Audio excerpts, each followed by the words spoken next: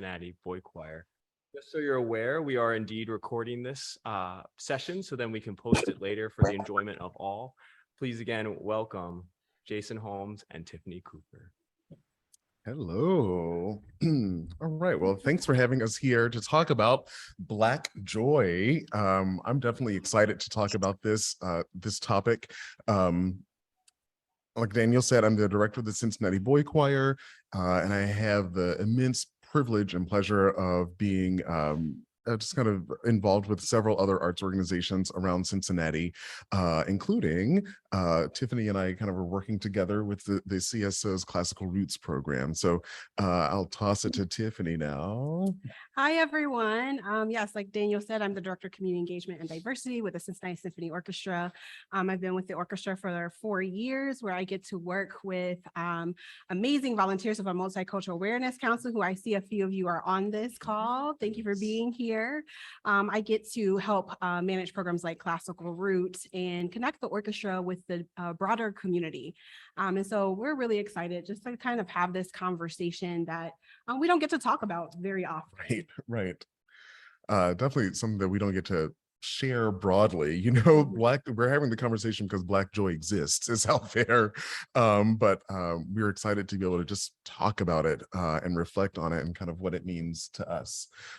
So the format, we have a few little talking points here that we want to work with, but we also encourage you to help us make this an interactive thing. That means please ask questions, please use the reaction emojis, please use everything at your disposal to make this an interactive presentation. Yeah. And, Jason and I talked about what is the best way to talk about Black joy. And so we decided we want this to be informal. We want this to be conversational. So we're going to just kind of chat today. Yeah. So we're going to just jump right in. Go for it. So kind of the first kind of talking point we want to start with is what exactly is Black joy? Can that be defined? And how do we define it personally? And so, Jason and I kind of, as we were prepping for this, kind of each had our own kind of anecdotal kind of definitions of Black joy. And so my kind of response about Black joy is that is not something that is necessarily as easily defined as it is described. Black joy is something that you experience.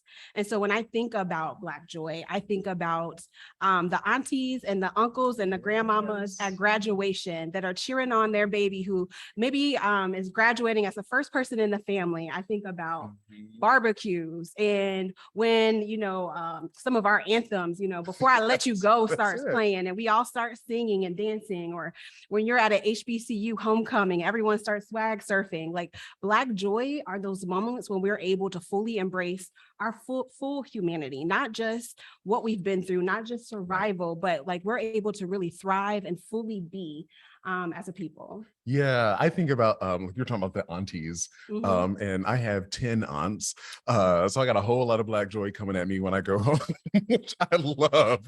And it's for me, it's that feeling of when I walk in the door at home, I'm going to get this immense amount of love and care and joy from everybody that I see, because I live away. My family's in Virginia, so when I go visit, it's that feeling of, first of all, I'm normally there for a celebratory occasion or for a family event that becomes a celebratory occasion because we're all together, and that togetherness also is I think a huge component of Black joy. For me, I think about my church family at home that I grew up with. There was so much that I learned that I just hold really dear to my heart, that I learned from the people who I went to church with, and our whole culture around our church, and kind of just how we do things and how we welcome people who might be otherwise considered outsiders, but just kind of welcoming folks into the fold and taking immense pride and joy in doing all of that. Yeah, and that makes me think about, the Black church and the Black church experience where, colloquially, we'll say, oh, she's getting happy. Okay. Right. Listen. Because it is an opportunity to come together as a community of faith and use it as a catharsis to express fully in a safe environment. And, the community surrounds that. So, yeah. Yeah. I just think it bears repeating. Express what do you say, fully in a safe environment, environment. right? So there's those components of like not having any barriers to Okay, expression, that's part of it, but not not all. feeling judged, like, oh, I'm going into this office building, I should act Mhm. in a certain way. It's just being able to be who we are, Mhm. right? I think that's such a good point, because I think that oftentimes we feel the weight of code switching, Yes, we do. which is sometimes a barrier, Yes, it oftentimes a is. barrier to Black joy, Mhm. and that we have to put on these masks or these behave in certain norms. Mhm. But when we're able to take all that off and take everything off and just go to our bare minimum of who we are, Right. like this, the lightness of Yes, that. I even Yeah. feel Black joy when my aunts and uncles, or even people that I know when I visit church at home, will say, "Oh, Jason, you're talking real proper now." Right? It's like you don't have to do that here, okay? Like, we know you. We change your diaper. You're not putting on any masks or facades for us. So, yeah, All the family will check you. they will check My you. great aunt was like, "Why are you using a knife and a fork with some ribs, girl? Do you not know you at home?" I said, "I'm sorry. I'm sorry. Yeah, let me Exactly. just get comfortable." Right, exactly. Yeah. And then I go back to that like pride in making Mhm. our families comfortable, right? Mhm. And being able to make our families comfortable. So Mhm. um I'm gonna keep going a little. Well, first, before we do that, you notice that we did not define Black joy. Like, we did not Mhm. say this is what Black joy is, because I don't think that's possible. I think it is something that we experience individually. I think it's something that we feel. Mhm. What you had a much more eloquent way of saying that before we turned on the camera. No, I said I don't think it's easily defined. I think it Right. is both individual and it is collective. Mhm. And so I think that is expressed in many ways by different people. Mhm. And so I think it is using normative culture to try to say this is what Black joy is for you. Right. Right. Black joy looks different for all of us because Blackness is not monolithic. Right. Our Right. experiences are not monolithic. Amen. And so we all experience differently. But for me, I think of Black joy being able to be about being fully able to be fully human, Mhm. just being fully human Right. in all of my all of my Yeah. stuff, like in my full Yeah. humanity. And so that means not just our trauma or our struggle, but our resiliency, our Yes. perseverance, Yes. that as well. Because I do think sometimes we think about Black joy, especially in spite of XYZ trauma or in spite of whatever struggle. And that certainly exists. Like, if we keep it real, that definitely is a thing. But also, it exists outside of that. Mhm. It exists not at all related to that, trauma or struggle. Mhm. I see something in the chat. There's like a notification in the chat. Are there any questions coming through yet? Or okay, y'all, come on. Yeah, what are your definitions of Yeah. Black joy? What do I'm you- really interested to hear, because I see some of y'all and I know y'all have. I know y'all have Yeah, thoughts. y'all have thoughts. But how you would define Black joy, Mhm. for sure. But I think another thing that we were talking about why we chose Black joy Right. was because oftentimes in certain spaces, and the arts included, Mhm. there is often this tendency to start with the trauma. Mhm. Okay. And so don't get me, Tracy. I see you on this call, but like we start with Porgy and Bess, okay? Or we start with spirituals, or we start with, the pain, Mhm. because that's Mhm. how others view us through Yes. the other lens. And so our humanity didn't start there though. Amen. Right. It We sure didn't did. start in slavery. We didn't start in struggle. There is more to our story. Right. And so I think that that's why it's important to have conversations about Black joy. Yeah. more. And I think, full disclosure, when we were invited to be part of this conversation, we could have chosen whatever to talk about. And I think I think it says something that we, the two of us, chose to talk about Black joy. That's what's kind of I don't want to say missing from, but it's not always present in the conversation. And so we were excited to be able to talk about that. Yeah. And just I saw someone like they had their hand up. Oh, okay. So I think Tracy would like to say something. Okay, I'm sorry, I had to turn my mic off. I am currently experiencing major Black joy. I'm with the family. We're having hibachi. Sorry, a Tracy, hib- we can't hear you. Yeah. Can we turn the Oh. volume up on here? Hold on one Yeah. second. Hold on, it might be me. Hold on. I'll come back. Okay, Oh, no, no. you're fine. We Oh, just can you hear couldn't me? hear on our end. Yeah, we can hear Oh, you now. okay. Okay, can you hear me now? Okay. Yes. I said I am currently experiencing lots of Black joy because I'm with the family, believe it or not, on this call.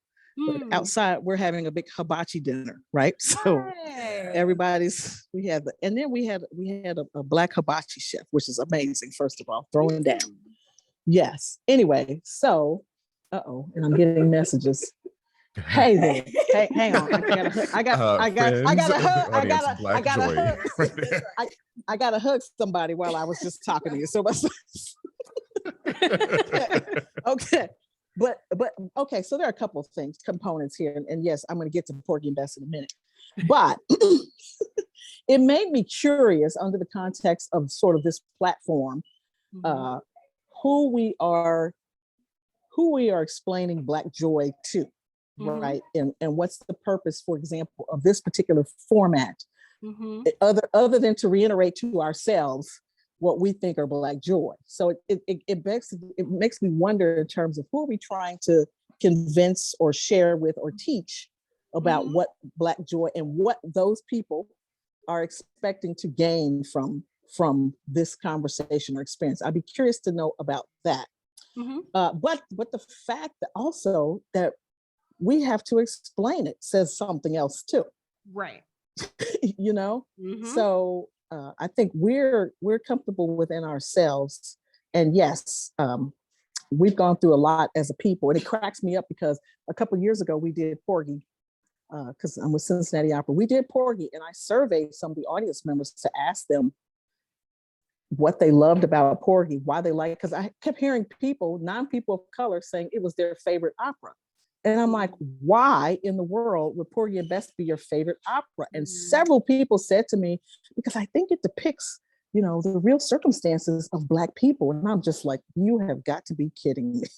You know what I mean? Like that for them, it gave them joy to like, oh my God, like I'm experiencing this with you and maybe I feel your pain and the music is so lovely, but they're not seeing all the other problems with an opera like Porgy. So it's just interesting to hear, and I would love to hear from other folks in terms of why they're in this session and what they expect to gain or experience or learn from this. Yeah, thank you for that, Tracy, because I think Jason and I have also talked about like, how do we describe this? Who is the audience? We can't necessarily know ahead of time who the audience is going to be. And is it our job to explain to others what Black joy is? And so I think there is some tension in that. So do you want to kind of talk a little bit about? Well, I think I guess what we ultimately came to was the best way to explain Black joy is to live it. Is to, we decided that we were going to do this like podcast style. I was influenced by the podcast The Read because it's just two friends who are just kind of vibing back and forth about things.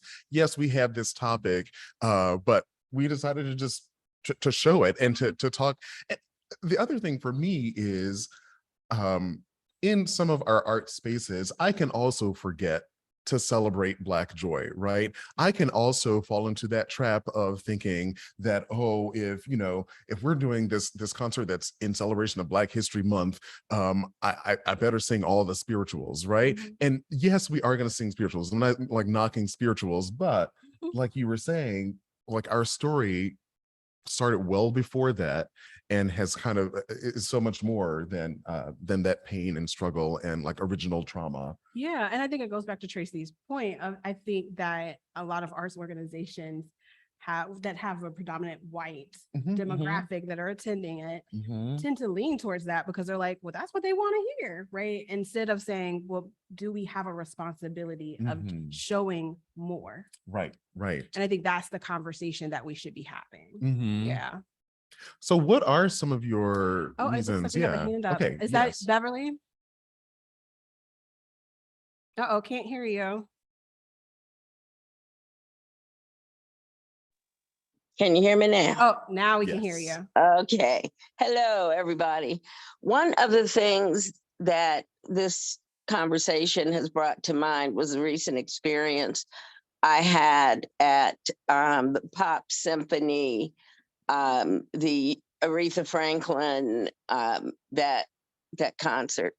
And it was interesting because JMR's wife, Taya, was sitting behind me. So, we were like, yeah. So anyway, of course, I'm dancing, I'm singing, and the person, older white gentleman sitting next to me, I could kind of sense that he didn't, the vibe was a little more than I guess he expected at music hall at the symphony. And so at intermission, Tay and I, we were talking, and I said, I have no concept of hearing music and not moving. I don't understand that. And that was not just in reference to in reference to that music, classical music. How can you not move if you hear a beat? Mm-hmm. And when I came back from intermission, he had switched seats with somebody else. I wish I could say that, I felt remotely bad, but I didn't. Sir, that's your problem. Right. Fix it. Exactly. I didn't. But to me, that is a part of our experience. Mm-hmm. Dancing, singing, moving. These are all, I think, just, a very major part of who we are and how we have an expression outlet. So, poor guy, it's like, I'm sure he He'll was be all right. fine. He'll He's be all right. fine. yeah, I think, I think he was fine because the person he switched seats with, and I'm going to assume he was with that person, she was moving too. So maybe he said, I can't have movement on both sides of me. And so, y'all just sit together but yeah, I mean, it was a wonderful event, but I just had to interject that because it was kind of funny. Oh yeah, and it happens often in our spaces. It does. As and we know.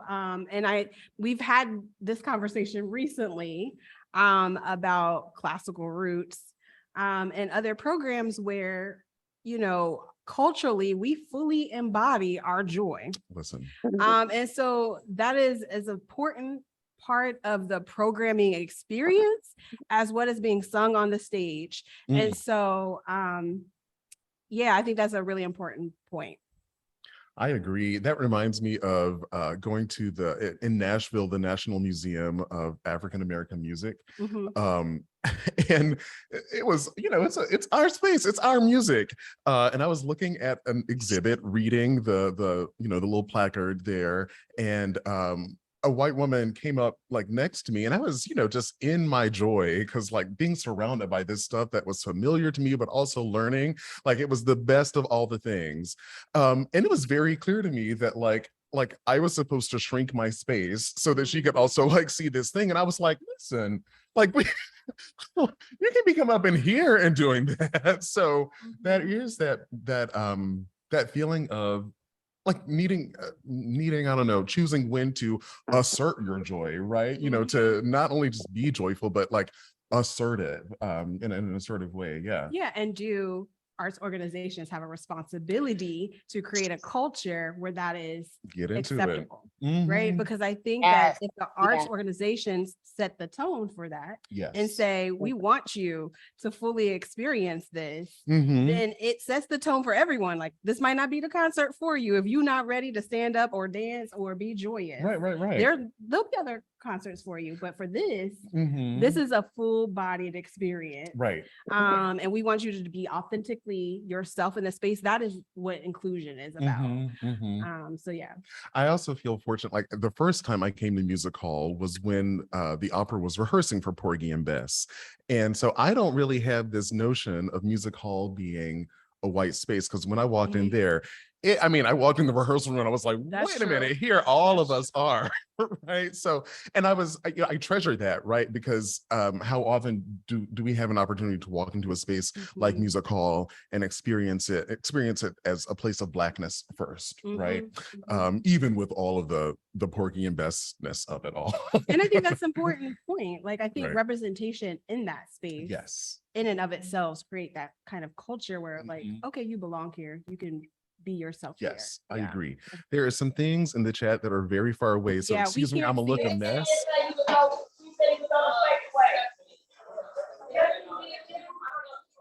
Are we all is someone answering a question? Or what's happening? Yeah, I'm sorry. I'm not sure if someone is not muted or. Okay, I see from Amy, who posted like one reason that she's part of the conversation is to learn about celebrating Black joy with Black students at CCM. And I love that. I really do, because as educators, if we're not saying this school is not for you, if we're trying to actively draw people in from all over the place, then we do have that responsibility to learn about like entire experiences, including the trauma and the struggle and the joy that we experience. And so I hope that this conversation by like Tiffany, you and me, by just kind of expressing our joy and kind of what it means to us, I hope that provides an insight into that experience in celebration of Black joy. Yeah, and I think, what we saw from a lot of organizations, art organizations included, 2020. Yes, we did. You heard a lot of post George Floyd. We're going to focus on DE&I. Diversity, equity, and inclusion is important. And oftentimes the tendency is to go straight to the trauma, right? Because that is what we see. That is what is highlighted on television, in movies. This is what is performed on our stages. But to see as part of our DE&I initiatives of saying Black joy is just as important concept that we should be looking at and including within our plans. How are we creating space for that as well in our institutions? I think that's really important. And knowing that we're not there to squash it, right? Right. Squashing Black joy does not make anybody any more professional, doesn't make anybody any more valid or any more whatever. It just means squashing joy, which is just not a good thing, Yeah. right? Yeah. So, okay, where are we? And Well, I think we kind of already started talking about this because we talked about spaces and safety and spaces to express Black joy.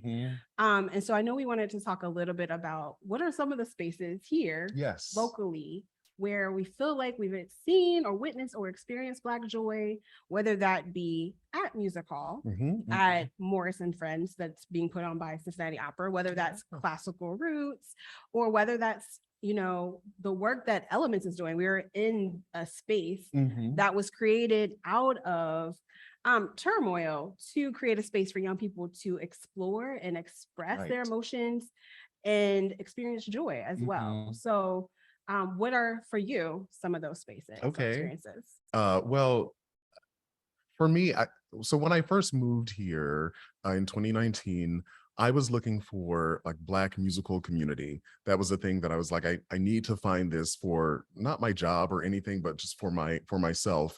And so I did find the Classical Roots choir that the symphony produces. Is that the right word? I don't know. Sponsors. Well, it produces? is a part of the CSO. Amen. Yeah. Yes, all right. And again, it's like you walk into a room where it is full of Black excellence, Black joy, Black relationships, right? Inter-community relationships. And that's been such an important part of me feeling welcome in this city, in Cincinnati. So, for me, for the symphony to sponsor something, to produce something, to be to include something like Classical Roots in its programming, was really important and helped me know that I was welcome here in this city.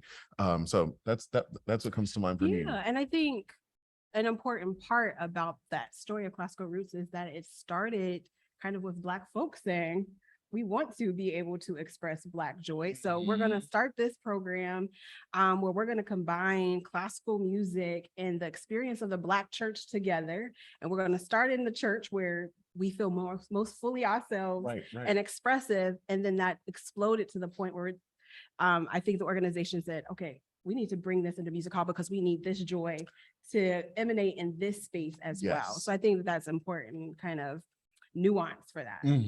What about for you? What's one of those spaces for you? Yeah, I mean, I for sure love classical roots. Even from before you even get to the concert, I love classical roots from the choir rehearsals where everybody's coming together and they talking and they're joyous and they're excited and they're learning music and we're Yes. bringing in music leaders and we're working closely together with the community. It's just the entire experience, I think, lends to the program being as powerful for itself if it's done the right way. Yeah, I agree. The community aspect of it is so important, right? It's that idea of like each one reach one, you know, use what you have to better the entire community, right? Yes, we're hearing some Black joy outside Yeah, I don't know if you can hear it, but we're hearing some Black joy coming down. I'm here for it. So that's one thing I love about. Connected to that is the Morris and Friends concert from the opera. And on this phone call, we can all give it up for Tracy Wilson. Yes, we put that together. Morris and Friends is the brainchild. And we are, there's someone, oh, there we go.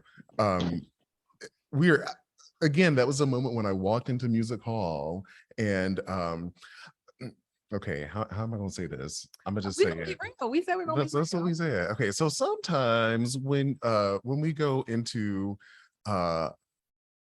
basically white spaces that have decided to do gospel, we know what happens. It becomes something that's not gospel anymore, right? It becomes something that is, well, in order to make it work for the orchestra, we had to blah, blah, blah, blah, blah. And all of a sudden it's not people singing gospel music anymore. Or, well, we want to be sure that it has a broad appeal, which is coded language for sure. And so one thing that I loved about Morris and Friends was, no, we are going to represent who we are. And guess what? It had a super broad appeal. I left the Morris and Friends rehearsal that I was playing for, and then went to Rochester to work with some young artists at an opera company. And by the time I got there, the concert had already happened. And the director of the Young Artists Program there was already talking about it. Like, oh my gosh, what is happening in Cincinnati? That, you know, everybody's talking about this Morris and Friends thing. So, you know, again, that reminder for me, for us, is to say, no, being ourselves and having that unbridled sense of Black joy is broadly appealing. And I think arts organizations would do well to keep that in mind in their programming. We don't have to like mold something into something different for it to appeal. So you're saying we don't have to gentrify? Oh my God. Yeah, because that's sometimes what happens. It is. We gentrify our programs. Yeah. Oh, Tracy, I see your hand up. So, well, first of all, thanks for sharing that, Jason. The thing that's most interesting, I'm going to say two things. The first time you came into Music Hall, remember, I was there. I was at that rehearsal. I sure do. When you walked in the room. And here's the thing, and I've been in that building a long time. I've been in the arts in the greater Cincinnati arts scene for a long time. The challenge is for non-people of color to not be afraid when they're more than two Black people in the room at one time. And it's interesting to watch, right? Because it's like they don't know how to connect or communicate. We're people, right? And because we communicate with each other in a way, I don't care where you're from in the country. In most cases, if you're Black, we communicate in a way that we all know what it is, whether it's a saying, whether it's a gesture, whether it's a reference to something, we get it. You know what I mean? And it freaks them out. I've seen it. It freaks them out. It's like, oh my God, like what's happening? Or like if you go, and I'll tell you a funny story. When I first started working for the opera, I was the first African-American ever to be hired onto their staff. There were a couple of people, but in not non-directorial positions at the CSO. And we would gather once a month and have a soul food lunch. And I swear you would have thought we were like the mafia or something. Because and it would be a potluck, and we'd have everything. I mean, we had mac and cheese and greens and stuff. I mean, we just throw down. I mean, everybody had, I would make the homemade I barbecue. was about to stuff. say, can you bring that back, Bring Tracy? it back. I will come up from the air and out for Right. that. Can we vote Tracy to Get my start little with? butt right on that streetcar and come up with that. let me tell you, we had a guy on the symphony team, Anthony, wwho made the bomb mac and cheese. Okay, I mean, like we would There just no go. more. Where we at, Tracy? I think he moved back to Iowa or somewhere. Oh, okay. But I'm telling you, it would freak people out. There would be whispers in the hallways, like, what are they doing together? Like, why are they laughing? It's like we're having lunch. No different than when you guys get together and have lunch, and in most cases don't invite us to lunch. It's like it's so and it's that way. And you're absolutely right, Jason, when you talk about them asking you to produce things that feel more broad and more comfortable for folks. How about we've experienced your art form and your culture, and you don't make adjustments to make us comfortable. So you're doing you. Why can't we do us and understand and respect that, but then come together in a way that, and I didn't produce Morris and Friends just to say, okay, this is just us. If you want to come, you come. And as you said, Tiffany, especially Black folks in churches and stuff, I don't care who you are. And I wish John Spencer was still on here because he could tell you. We welcome, you know what I'm saying? John can go into any Black church and people welcome him. I don't think anybody's ever mistreated him because he's the white man coming to a Black church, right? We feel like we're all God's children. Our doors are open. You get a hug when you walk in the door. It doesn't matter who you are. Yeah. But if one of us walks into a white church or into music hall, there it is. we get the royal inspection. Exactly. Where are they going? What are they doing? Oh, there's John. There's John Spencer. Hello, Tracy. John, Can you hear me, Tracy? yes. Hey, Geneva. Hey, Geneva. Yes. How are you? Bringing in so many things that I can remember. You as a student at SCPA, at that time, I was struggling trying to come into the symphony, to music hall, and just sub as a pianist. And I can remember walking in there on Carmen de Leon was the one that opened up to me and hired me, right? But I walked in and they all kind of did one of those numbers where you kind of look at you like, wonder what is she doing here? And I went right over to the piano and or opened up the music and started playing. After that rehearsal, they kind of came to me and they looked at me and they said, "And what's your name?" And you kind of had to prove yourself. And I felt that sense. And then suddenly the assistant, the pianist who I was assisting because they wanted two, she said to me, this was Babette Efren. I don't think you all are that old, but Sigmund Efren was there. And but his wife said to me, you know what? I think the Cleveland Symphony would be a place for you to go to audition. That would be a marvelous place, because she got uneasy about her seat in the orchestra. She didn't realize I'm teaching. I just came in here to sub. I just want to make some extra money, but I want to go back and teach. So and I've done that so many times in other cities, but I felt like you can't even get your foot in the door here.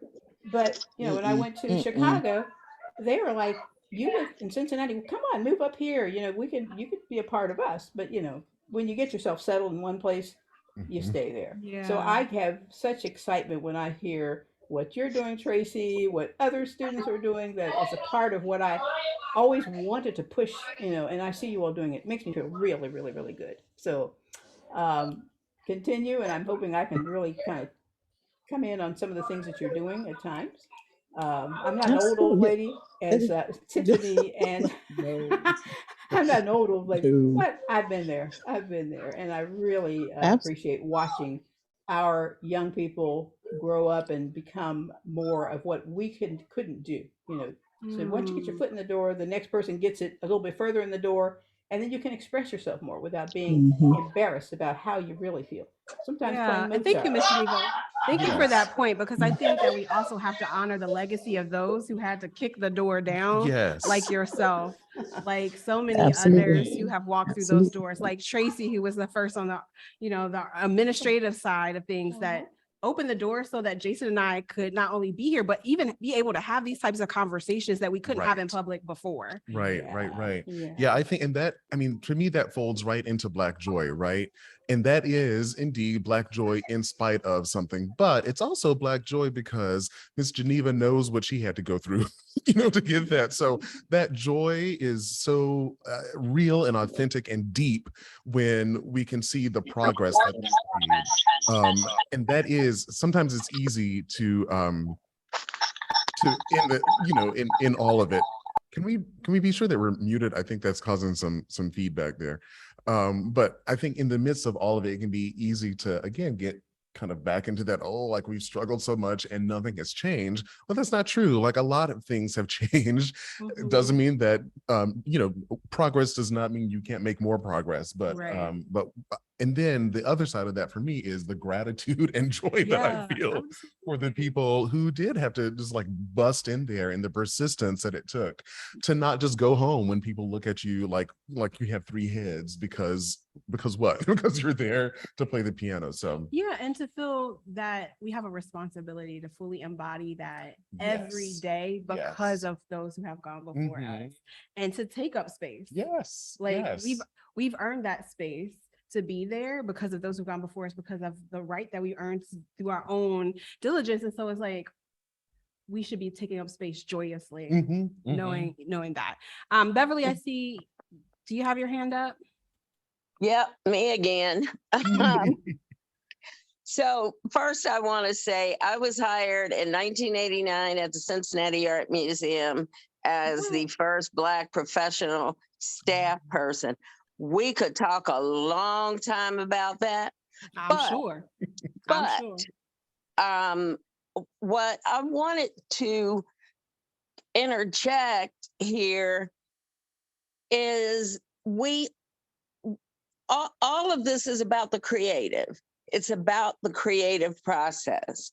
It's about, no matter whether it's jazz, classical, I don't care what it is, it boils down to creativity, and it boils down to how you're creative and how our creative and our organization's creative should be embracing everything that brings another outlet of creativity. Because at the end of the day, whether it's churches, I don't care what it is about the creative. It is about that innate thing in humans that we like to hear music, write music, sing music, hear it instrumentally. It all boils down to the creative. And I just don't feel like these organizations are getting that one basic point. I don't care who's creative it is still about creativity. And it is, classical roots. That's about creativity. And that, those are things that people feel deep down in their souls. Classical music, for a lot of people, exact same thing. I love classical music because I like hearing the creative. Yeah. So that's it. Yeah, no, I think that's a really important point, because I think that is the point of diversity and inclusion, is that the more diverse the voices that are at the table, the more creative that expression. And so when we come from a deficit mentality of like, well, I might lose my job if I have another pianist to come on staff, or if this group of people are gathering, so somehow that's going to take away, as opposed to this asset base of the more voices, the more people, the more presence that's at the table, the greater the art, the greater the expression. It's essentially limitless. And so that's what we should be focusing on, and our conversation should be in our institution.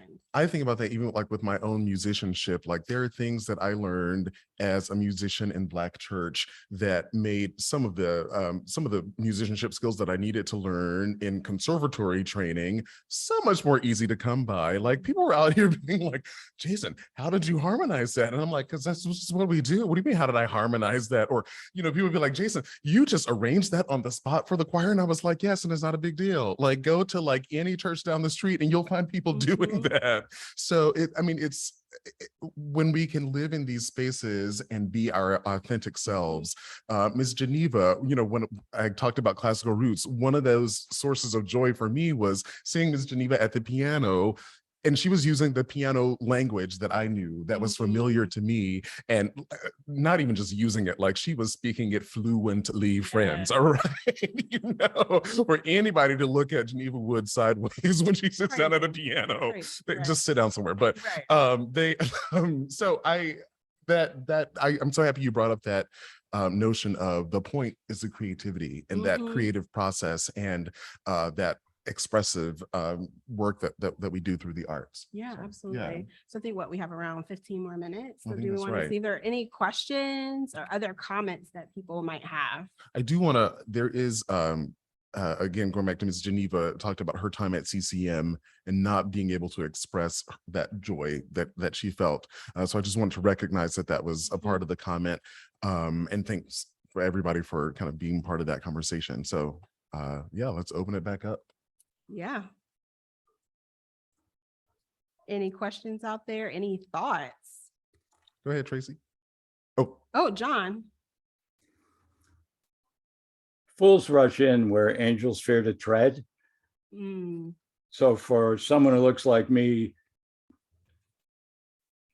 even saying anything in a conversation about Black joy is probably a risky thing, but I do want to validate what Tracy said about my experience going to Black churches. And I recommend that anybody who truly wants to have relationships and try to understand or improve their understanding of not just Black joy, but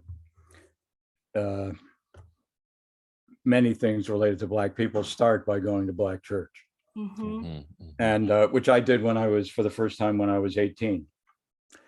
And it was a life-changing experience because I grew up in a very staid Protestant church, which describes most Protestant churches, certainly did, at the time when I was young. And the first time I went to a Black church, it was like, this is church. This is church. Yeah. And the music, not in all Black churches, but in most of the Black churches that I've been to, more than 100 now, I don't know exactly how many, is so much closer to the music that we all experience, popular music. One of the things that to me is very interesting as somebody who has a foot in classical and a foot in some other genres. For the record, I was at the Marty Stewart concert last night at Memorial Hall. May have been my first, well, not my first country concert, but I haven't been to a lot. I think that Dvorak was the only one of the great classical composers who spent significant time in America. I'm talking about classical and romantic period composers, because he spent 3 years as 1892 to 1895 as the head of a conservatory here. And he hired a man named Harry Burleigh, who everybody who knows about Black music knows who Harry Burleigh was. Harry Burleigh wrote and arranged a lot of spirituals. And Dvorak was, I think, shocked or surprised to find out that the basis for American music was not European classical music, but it was Black church music. And not only did he become enamored of the music and an advocate for the music, not only did he say that he thought that there would be a whole new school of classical music that would spring from Black American church music, but he incorporated themes from Black church music into some of his most famous works.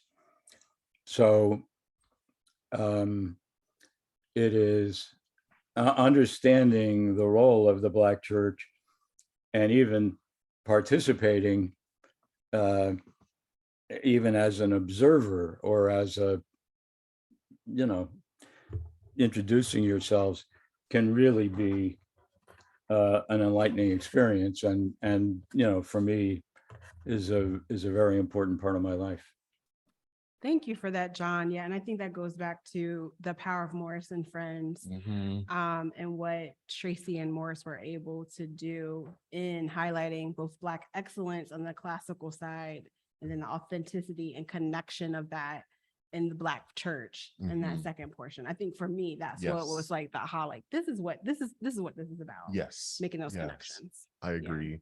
And I also want to highlight like that, so much of the world's popular music right now would not happen without Black joy, would not happen without expressions of Black joy.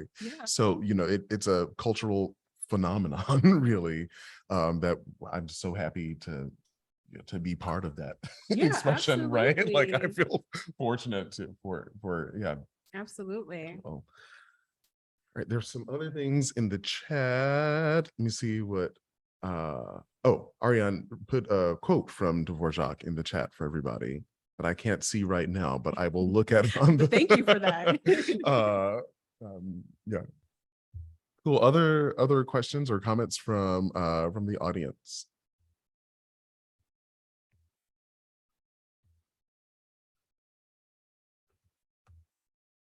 No other thoughts? All right. Well, I don't know about y'all, but like, I feel like my Black joy has been activated by this conversation. By being able to just have this conversation. I mean, but I feel like you and I do that often when we're gonna come together for a meeting, but it's the same way with Tracy. Or when I see, other people on this call like Beverly, we just get together, that joy just kind of bubbles up and just being able to connect and share. Yes. Absolutely. Yes, indeed. So thank you all for your contributions to this conversation and to just the notion of Black joy. And we look forward to seeing you at some more healing and understanding events. Today is just day one, so we have a lot more going. All right. So thank you so much, and we'll see y'all around. All right. Thank you all. Thank you so much. Thanks.